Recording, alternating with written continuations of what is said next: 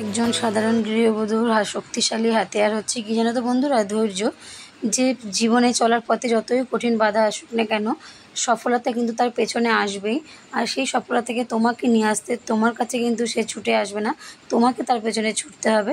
তো তার জন্য কঠোর পরিশ্রম করতে হবে, আর যেটা আমি করে চলেছি।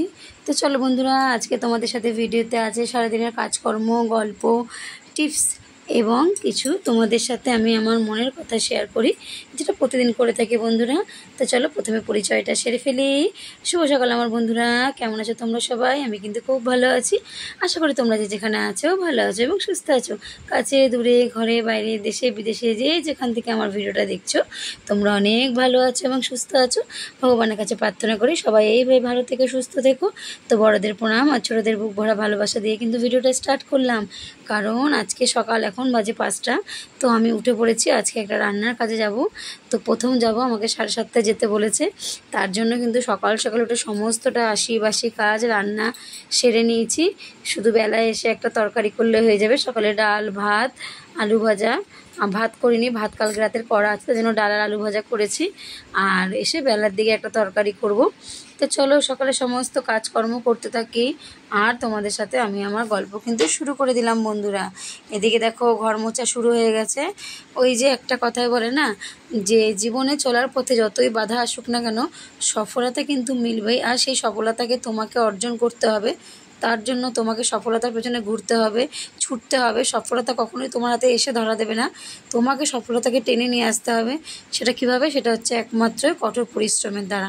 কঠোর পরিশ্রম করলে তার দ্বারা সমস্ত কিছু পাওয়া যায়, যেমন সুখ শান্তি, তারপরে মনের ইচ্ছে পূর্ণ, তারপরে যাই বলো সন্তানের চাওয়া পাওয়া মেটানো, সমস্তটা A to Z একটা জিনিসের দ্বারাই সম্ভব, সেটা হচ্ছে কঠোর পরিশ্রম।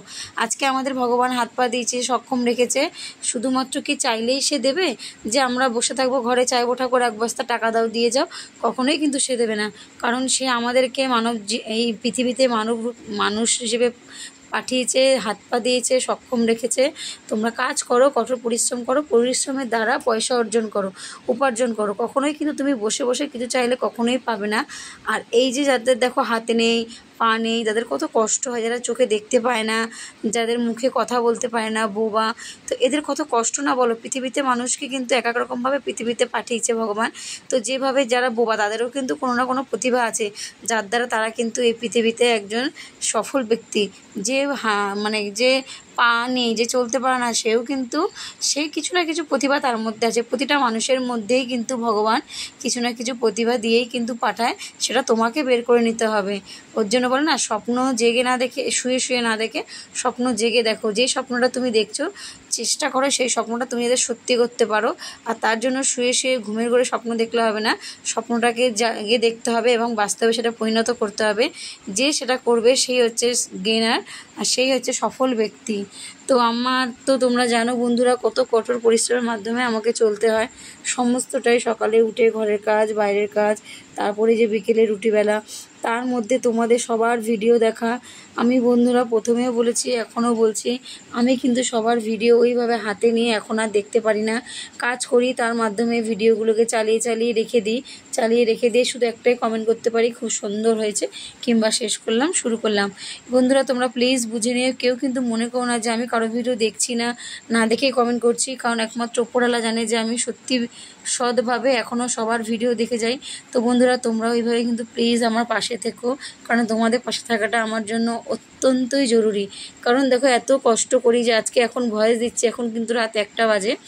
কাজ থেকে এসেছি, খেতে দেওয়া, মাম্মাম গোগলকে খাওয়ানো, মাম্মামের চুল বেঁধে দেওয়া, ঘরদোর পরিষ্কার করে রাখা, তারপরে তোমার সবজি কেটে রাখা। কারণ সকাল সকাল উঠে আমাকে রান্নাটা তো সেরে যেতেই হবে, কারণ রান্নাটা যদি সেরে যায় তাহলে কাজ কিন্তু বেলায় এসেও করা যায়। তো মেন হচ্ছে রান্নাটা। তো তার জন্য সমস্তটা করে এখন সবাই শুয়েছে, আমি ভয়েস দিচ্ছি 1টা বাজে। তো 1টা বাজে ভয়েস দিচ্ছি, ভাবো তাহলে আমি যদি এখন শুতে যাই, ভয়েস দিয়ে সব কিছু করতে শুতে শুতে আমার 2টো, আমাকে আবার 5টার মধ্যে উঠতে হবে। সকালে রান্না, গুগলের স্কুল যাওয়া, সমস্তটাই যা করতে হবে। তো এইভাবেই কিন্তু কঠোর পরিশ্রম করে চলেছি। তাই ঠাকুরকে বলি, ঠাকুর কঠোর পরিশ্রম করতে দাও, পরিশ্রম করতে খুবই ভালোবাসি। আর এই পরিশ্রমের দ্বারাই কিন্তু একদিন যেন আমি সফলতা পাই। ঠাকুর তুমি এইভাবে আমার মাথার উপর থেকেও সারা জীবন। আর এই কঠোর পরিশ্রমের সবচেয়ে আমার চলার পথে একজন সাথী হচ্ছে একজন আমার হাজব্যান্ড, আর বাড়ির লোক প্রতিটা মানুষ কিন্তু অনেকটাই আমাকে হেল্প করে। তো বেশিরভাগ হেল্পটাই কিন্তু আমার হাজব্যান্ড করে, যেটা আমি জানি না সবাই করে কিনা, কিন্তু আমি যথেষ্টভাবে পেয়ে থাকি। আর আজকে অনেক বছর পর বরের সাইকেলে করে, মানে কি বলবো, অনেক বছর পরই, আমি বিয়ে হয়েছিল প্রথম, তখন আমি একবার সাইকেলে উঠেছিলাম, আমার বর না আমাকে ফেলে দিয়েছিল জানো তো। তারপর থেকে আমি আজ পর্যন্ত, এই যে 14 বছরের বিয়ে হয়েছে সেই দিনের পর থেকে আজ পর্যন্ত এখনও আমি একদিনও কিন্তু সাইকেলে তার উঠি না, বসি না। তো আজকে আমাকে বললো তুমি বসো, আমি দিয়ে আসি। তো আমি যে কাজে যাই আমাদের বাড়ি থেকে প্রায় 10 থেকে 15 মিনিট তো হেঁটে যেতে লাগে।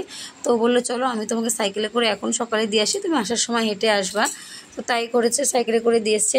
আর আজকে রান্না করেছে জানো তো কি, গিয়ে আজকে নতুন রান্না করতে গেছিলাম, গিয়েই করেছি ছোলা আলু কুমড়ো দিয়ে তরকারি, রুটি, সকালে জলখাবার, আর দুপুরে ভাত, পেঁয়াজের ডাল, ভেন্ডি পোস্ত, উচ্ছে ভাজা, বাটা মাছের ঝাল, এত কিছু রান্না করেছি। আর তারপরে রান্না করে বাড়ি এসেছি, এসে নিয়ে আবার একটা রান্নার কাজের খোঁজ পেয়েছি, সেখানে আবার গেছিলাম, ঠিক করে আসলাম, কাল থেকে যাব। তো এইভাবেই দেখো আমি কিন্তু আমার ব্যস্তময় জীবন কিন্তু এইভাবেই চালিত করছি, এইভাবে নিজেকে ব্যস্ত করে রাখছি, কঠোর পরিশ্রম করছি শুধুমাত্র একটা জিনিসের আশা, যাতে আমি সফলতা পাই। আমি জানি আমার ছেলে মেয়েকে ভবিষ্যতে ভালো মতো মানুষ করতে পারি। অনেক কষ্ট করে আজকে এইখানে আসা, কারণ তোমাদের সাথে তো শেয়ার করেছি একটু ধার দেনায় জড়িয়ে আছি, সেটাও যেন মানে ধার দেনাটা মাথা দিয়ে তুলে স্বামীকে একটু ঋণমুক্ত করতে পারি। সমস্তটাই মাথার মধ্যে চিন্তা নিয়ে সকালে উঠি, রাতে শুই। এই যে আবার দেখো কালকে কাজে যাব, কালকেও ফিরতে ফিরতে এখন তো তাও 11টায় বাড়ি আসি, কালকে কিন্তু 1টা বেজে যাবে আস্তে আস্তে, এসে নিয়ে আবার বাড়ির সমস্ত কাজ করতে হবে, তারপর আবার বিকেলে রুটি বেলতে যাওয়া। তাহলে বলো এত কষ্ট করছি শুধুমাত্র কি সফলতা পাওয়ার জন্য। আর তোমরা বন্ধুরা কিন্তু প্লিজ পাশে থেকো, এইভাবেই পাশে থেকো আমার, কারণ তোমাদের পাশে থাকাটা আমার কাছে অত্যন্ত জরুরি। কারণ তোমাদের এই যে এত সুন্দর সুন্দর কমেন্টগুলো আমাকে এত উৎসাহিত করে না। এই যে দেখো এত কষ্টের মধ্যেও কিন্তু ভিডিও কন্টিনিউ করে যাচ্ছে, ভিডিও কিন্তু কখনোই অফ দিই না, কারণ ভিডিও আমার করতে কিন্তু খুব ভালো লাগে। আর প্রথম আমার জীবনে চলার পথের সঙ্গে কিন্তু এই ভিডিও। তো চলো এই ভিডিওর মাধ্যমে আমি তোমাদের সামনে তুলে আনার চেষ্টা করি আমার নিত্যদিনের ব্যস্তময় জীবন, সুখের জীবন, দুঃখের জীবন, সমস্তটা কিছুই তোমাদের সাথে শেয়ার করি। তো আমাকে দিদিভাইরা এত সুন্দর সুন্দর কমেন্ট করো, তো এত কমেন্ট তো পড়ে শোনানো সম্ভব না। তো তোমাদের সবাইকে অনেক অনেক ধন্যবাদ, আর বড়দের অনেক অনেক মানে প্রণাম, কি বলবো, ধন্যবাদ দিলেও তোমাদের ছোট করা হবে। তো তোমরা এত সুন্দর সুন্দর কমেন্ট করো, তাই আমি ভাবি যে সত্যি কথা বলতে আপনের থেকে পর অনেক ভালো। আজকে নিজের মানুষটাও কেউ মনে হয় এইভাবে সান্ত্বনা দেয় না যতটা না তোমরা আমাকে দিয়েছো। আজ ভিডিও করা থেকে আজ পর্যন্ত, এখনও পর্যন্ত আমাকে যথেষ্ট সান্ত্বনা দিয়ে তোমরাই কিন্তু আমাকে এগিয়ে নিতে সাহায্য করছো বন্ধুরা। আর এই যে সকাল সকাল সমস্ত কাজটা সেরে 1 কাপ চা খেয়ে নিয়েছি তিনজনে মিলে, আমি, বাবা আর তোমার দাদাভাই তিনজনে খেয়েছি, কারণ বাবা মা ওঠেনি। আর এই যে তোমার দাদাভাই সাইকেলে করে আমাকে নিয়ে যাচ্ছে, সাইকেলে করে দিয়ে আসবে। এই যে বাড়ি চলে এসেছি, এখন 12টা বাজে, দিয়ে ঠাকুরের বাসনটা ধুয়ে নিয়ে ঠাকুর পুজো দেবো, ঘরেই পুজো দিয়ে দেবো। আর মা আজকে তরকারিটা করেছে, বললো আমি যখন করে নিয়েছি তুই পুজো দুটো দিয়ে দে। তো ঘরে পুজো টুজো দিয়ে নিয়ে একবারে চলে এসেছি দেখো তোমাদের সাথে, এখন প্রায় 1:45 বাজে। কারণ আজকে এখন তোমাদের সাথে শেয়ার করছি, গোটা গরম মশলা এনেছিলাম। তো গোটা গরম মশলাটা না গুঁড়ো করে রাখবো, কারণ গুঁড়ো গরম মশলা প্যাকেটে থাকেও কম, আর টাকাও 8 টাকা 9 টাকা যায়, এক তরকারিতে দিলে আর পাওয়া যায় না। তো আমি যদি গোটা 50 টাকার এনে রাখি তো আমার অনেক দিন চোখ বন্ধ করে চলে যাবে, আর বারবার বলতে হবে না নিয়ে আয় দোকানে গিয়ে, কারণ মনে থাকে না সব সময়। তার জন্য তোমার দাদাভাইকে দিয়ে কালকে আনিয়েছি, সেগুলোকে এখন একটু কড়াইতে টেলে নেব, দারচিনিগুলোকে একটু ভেঙে নেব, অনেক বড় বড় আছে, একটু কড়াইতে টেলে নিয়ে ঠান্ডা করে মিক্সিতে পেস্ট করে নেব শুকনো খোলায়। কি সুন্দর একদম পুরো গুঁড়ো দোকানের মতো গরম মশলা হয়েছে, সেন্টটাও সেরকম বেরিয়েছে। তো বন্ধুরা তোমরা যদি একটু টাকা সাশ্রয় করতে চাও, একটু বুদ্ধি খাটে এইভাবে গরম মশলা করে নাও।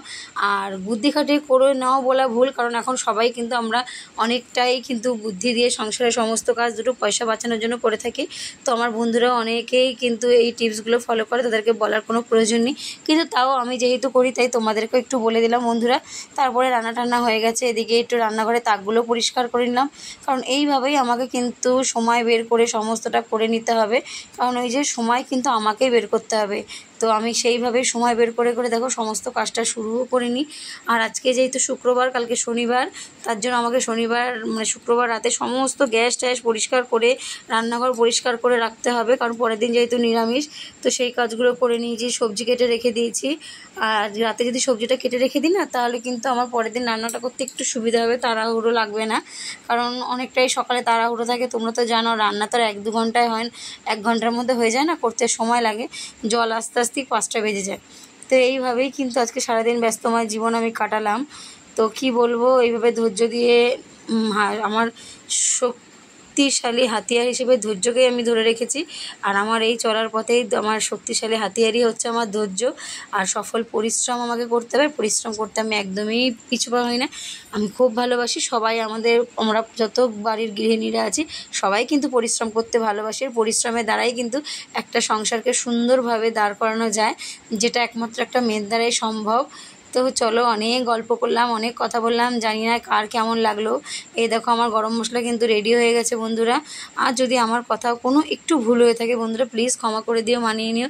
কারণ দেখো, সবাই যে একদম পারফেক্ট তা কিন্তু না। আর এই যে খাওয়া দাওয়ার আগে জামা প্যান্টগুলো কেচে নিলাম, কারণ খাওয়া দাওয়ার পরে না জামা প্যান্ট কাচা যায় না, খুব কষ্ট হয়। তো এইগুলো সব কেচে টেচে নিয়ে ধুয়ে মেলে দিলাম, কারণ সকালে আজকে কাচতে পারিনি, তার জন্য এখনই সব কেচে টেচে ধুয়ে মেলে দেবো। আর তারপরে যে রাত্রে তোমাদের সাথে বেশি কিছু শেয়ার করা হয়নি, কাজ থেকে এসে রুটি বেলে মাম্মামের চুলটা বেঁধে দিয়েছি, আর এদিকে সবজিগুলো কেটে রেখেছি, এইটুকুনি শেয়ার করেছি। কারণ বেশি কিছু শেয়ার করতে পারছি না এখন, তো চেষ্টা করছি যতটা পারছি তোমাদের সাথে শেয়ার করার মতো বন্ধুরা। আর এখানে নির্মার জলটা রেখে দিয়েছি, এটা কালকে জামা প্যান্ট ভেজালে হয়ে যাবে, নয়তো নষ্ট করলে কিন্তু নষ্টই হবে, ফেলে দিলে, কিন্তু যেন ফেলবো না, আমি রেখে দিয়েছি। আর এই যে সবাই মিলে খেতে বসে পড়েছি, লেবুও কেটে নিয়েছি। তো চলো বন্ধুরা, আজকের মতো ভিডিওটা এখানে শেষ করছি। আবার কালকে চলে আসবো নতুন একটা দিন, নতুন একটা ভিডিও নিয়ে। ততক্ষণ এনে সুস্থ থেকো, ভালো থেকো এবং এইভাবে আমার পাশে থেকো বন্ধুরা। তো আজকের ভিডিওটা কেমন লাগলো অবশ্যই একটা কমেন্টের মাধ্যমে জানিয়ে দিও।